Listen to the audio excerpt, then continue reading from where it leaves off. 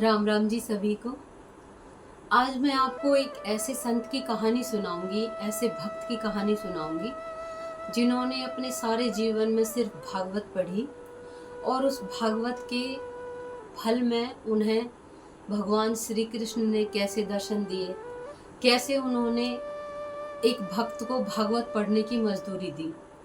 लेकिन उससे पहले मैं आप सबका दिल से बहुत बहुत धन्यवाद करना चाहूँगी कि आप सभी मेरी वीडियो देखते हो और मुझे सुनते हो। आप सभी के प्यार और आशीर्वाद की वजह से मैं यहाँ तक इतना सब कुछ आपको सुना पा रही हूँ, दिखा पा रही हूँ। और आपसे ये प्रार्थना करती हूँ कि आगे भी आप अपना प्यार और आशीर्वाद मुझ पर ऐसे ही बनाए रखें, ताकि मैं आपको बहुत अच्छी अच्छी जगह के दर्शन करा सकूं और बहुत अच्छी अच्छी आपके लिए सच्चे संतों की स्टोरी ला सकूं और बहुत अच्छी अच्छी जगह के दर्शन करा सकूं। मैंने अभी एक गंगा मैया की सफाई के ऊपर वीडियो बनाई थी, शॉर्ट वीडियो। तो उस वीडियो से मैंने ये सोचा था कि आप सभी इस वीडियो को ज़्यादा से ज़्यादा शेयर करेंगे, क्योंकि जब मैं वहाँ गई और मैंने देखा कि गंगा मैया के आसपास, गंगा मैया के सीढ़ियों पे बिल्कुल उनके अंदर इतनी लोगों ने गंदगी कर रखी थी, तो मुझे वो देख के बहुत दुख हुआ और उसके ऊपर मैंने ये वीडियो बनाई थी। मैंने सोचा था कि आप ज़्यादा से ज़्यादा इसे शेयर करेंगे, लेकिन ठीक है। पर मैं आपसे एक ये भी हाथ जोड़ के प्रार्थना करना चाहती हूँ कि अगर आपको ऐसी वीडियो मेरी कोई मिलती है देखने के लिए, तो आप उसे ज़्यादा से ज़्यादा शेयर करें, क्योंकि लोगों ने इंसान के साथ साथ भगवान की भी बहुत दुर्गति कर रखी है। तो आप सभी इस चीज़ में मेरा साथ दें, ताकि मैं इस चीज़ को ज़्यादा से ज़्यादा आगे ले जा सकूं। तो अब मैं आपको सुनाती हूँ उन भक्त की स्टोरी।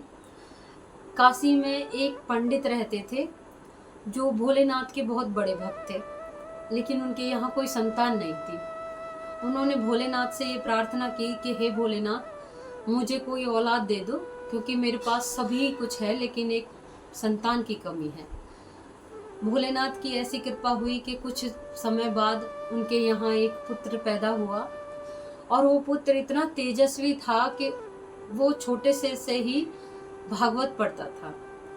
अब माँ बाप को अच्छा लगा कि भाई हमारा बच्चा छोटे से ही पूजा कर रहा है, भागवत पढ़ रहा है, तो उन्हें बड़ी खुशी होती थी इस बात से। लेकिन वो पुत्र जैसे बड़ा होता चला गया, उसने भागवत पढ़नी बंद नहीं की और ना ही कम की। वो सारा दिन बस भागवत ही पढ़ता रहता। इस बात से माँ बाप थोड़े परेशान होने लगे कि ये पढ़ता लिखता और कुछ है नहीं, ना कोई काम करता है। ऐसा करते करते वो पुत्र उनका 20, 22, 25 साल तक का हो गया और वो बराबर भागवत पढ़ता रहा। माँ बाप ने कहा कि हर समय भागवत पढ़ने से कैसे चलेगा, कोई काम तो करना पड़ेगा। तो माँ बाप ने उसका एक कारोबार खुलवा दिया और उसने उस कारोबार को भी ठप कर दिया, क्योंकि वो कारोबार में ध्यान ही नहीं लगा पाता था, बस वो भागवत ही भागवत पढ़ता था। तो किसी पड़ोसी ने बोला कि पंडित जी, आप अपने बेटे की शादी कर दीजिए, जब इसके ऊपर जिम्मेदारियों का बोझ पड़ेगा तो ये अपने आप कमाने लग जाएगा। माँ बाप ने भी सोचा कि हाँ शायद ये सही हो, तो माँ बाप ने उस लड़के की शादी कर दी। शादी करने के बाद भी वो बराबर भागवत पढ़ता रहा।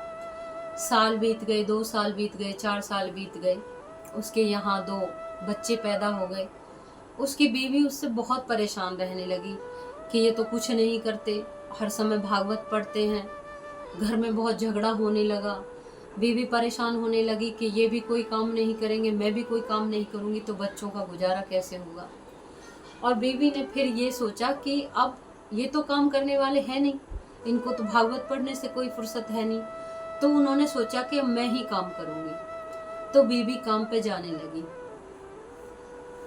अब एक दिन जब बीवी दोपहर में अपने घर आई, तो जैसे ही उसने आके अपने घर का दरवाजा खोला, उसके कुछ पल बाद ही 2-4 संत उसके घर में आ गए और उन्होंने बड़ी जोर से आवाज लगाई कि हे देवी, हमें बहुत भूख लगी है, हमें भोजन करना है। अब बीवी बड़ी परेशान हो गई, क्योंकि घर में कुछ था नहीं और वो संतों को क्या खिलाए। उसने अंदर जाके देखा तो कुछ मिला नहीं उसे ऐसा कि जो संतों को भोजन करा सके। थोड़ी देर जब इंतजार किया भक्त संतों ने, तो संत समझ गए कि शायद इसके घर में व्यवस्था खाने की नहीं है। तो संतों ने आवाज दी कि देवी कोई बात नहीं, आज शायद हम गलत समय पे आ गए हैं, हम फिर किसी दिन आएंगे, तुम आराम से अपना काम करो। संत ऐसा कह के घर से चले गए। अब बीवी को इस बात से बड़ा दुख हुआ कि मेरे घर में पहली बार संत आए, उन्होंने मुझसे भोजन मांगा और मैं उनको भोजन नहीं खिला पाई। इस वजह से वो बहुत गुस्से में आ गई और जाके अपने पति के पास पहुंची दूसरे कमरे में और चिल्लाने लगी अपने पति के ऊपर कि तुमने, आज तुम्हारी वजह से ऐसे दिन आ गए हैं कि हमारे घर से संत भूखे चले गए। पहली बार हमारे घर में संत आए थे और बड़े भाग्य से, बड़े पुण्य कर्म से ये संत घर में आते हैं और आपकी वजह से ये संत घर से भूखे चले गए। और उसने गुस्से में वो भागवत उठा के अपने पति के सर पे दे मारी। उसने कहा कि अब इस घर में आप जब ही आओगे जब कमाने लग जाओगे, अगर आप नहीं कमाओगे तो आप अपनी भागवत को लेके कहीं भी चले जाओ, लेकिन इस घर में मत आना जब तक आप कमाने ना लगो। अब वो भक्त बड़ा परेशान हुआ और रोते रोते वहां से चला गया। उसको इस बात का दुख नहीं था कि बीवी ने मेरी बेइज्जती की, उसको इस बात का दुख था कि भागवत में स्वयं भगवान कृष्ण विराजमान थे और उसने भागवत का अपमान कर दिया। अब वो जाके एक जंगल में बैठ गया और वहां बैठ के बहुत रोने लगा और भगवान से ये प्रार्थना करने लगा कि हे केशव, आप मेरी पत्नी को माफ कर देना, वो नहीं जानती कि आप भागवत में विराजमान हो, आप साक्षात परमात्मा हो, तो आप उसकी इस नादानी को माफ कर देना। और वो बहुत रोने लगा। तो कुछ टाइम वो जंगल में रहता रहा, अपना रोज वही भागवत पढ़ता रहा। एक दिन भगवान को उसकी उदारता पे इतनी दया आ गई कि ये मेरा भक्त इतना भोला है, इतना सीधा है कि इसकी बीवी ने मेरा अपमान किया, इसका अपमान किया, और फिर भी ये अपनी बीवी के लिए माफी की कह रहा है कि भगवान मेरी बीवी को माफ कर देना। ये बड़ा तो भोला और अच्छा संत है। तो भगवान ने एक छोटे से बच्चे का भेष बनाया और एक पोटली में खूब सारे जेवर और पैसे रख के उस भक्त के घर पे पहुंच गए। भगवान ने छोटे से बच्चे का भेष बना के उसके गेट का दरवाजा खटखटाया उसके घर का। तो उसकी बीवी निकल के आई, कहने लगी कि हाँ बोलो क्या बात है, किससे मिलना है। तो वो जो बच्चे के भेष में भगवान कृष्ण आए थे, उन्होंने बोला कि ये आपके पति की कमाई है।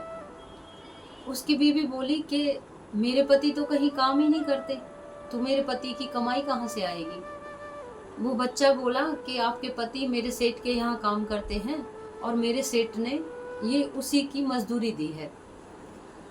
उस पत्नी ने उस पोटली को लेके अपने अंदर रख लिया और खोल के देखा तो उसमें बहुत सारे पैसे और बहुत सारे जेवरात मिले। अब वो सब देख के बड़ा परेशान होने लगी, रोने लगी कि मेरे पति तो कहीं काम करते थे और उन्होंने मुझे बताया नहीं, और मैंने तो बड़ा अत्याचार किया, बहुत बड़ा पाप किया उन्हें घर से भगा के। अब उसने अपने बच्चों से बोला कि बच्चों तुम जाओ अपने पिता को कहीं से भी ढूंढ के लाओ, मुझसे बहुत बड़ी गलती हो गई है, हमने उनको घर से बाहर निकाल दिया। तो बच्चे जाते हैं, ढूंढते ढूंढते जंगल में पहुंच जाते हैं और वहां अपने पिता को देख के उनसे हाथ जोड़ के माफी मांगते हैं और ये प्रार्थना करते हैं कि पिताजी, मम्मी, माँ आपकी वजह से बहुत परेशान हैं और आप घर चलिए। पिता को भी बड़ा अच्छा लगा कि इतने दिनों के बाद उसके बच्चे उसको बुलाने के लिए आए हैं। वो अपने घर चला गया। तो वो उसके बच्चे उसे जंगल में लेने के लिए जाते हैं। वो बड़ा खुश होता है कि मेरे बच्चे मुझे लेने के लिए आए हैं और खुशी खुशी उनके साथ घर चला जाता है। घर जाने के बाद जैसे ही वो घर जाता है, उसकी बीवी उसके पैर पकड़ के रोने लगती है, माफ़ी मांगने लगती है कि स्वामी मुझे माफ़ कर दीजिए, मैंने आपका बहुत अपमान किया है, मैंने बहुत बड़ा पाप किया है जो आपको घर से भगा दिया। आपने हमें बताया क्यों नहीं कि आप कहीं मजदूरी करते हो। वो बोला कि मैं तो कहीं मजदूरी करता नहीं हूँ, तो मेरा मालिक कहाँ से आ गया। पत्नी ने सारा कुछ बताया कि ऐसे ऐसे एक बच्चा आया था और आपके मालिक ने ये जेवर और ये पैसा भेजा है। अब वो भक्त बड़ा सोच विचार करने लगा कि ये ऐसे कैसे हो गया, कहाँ से ये सब आया, कौन मेरा मालिक।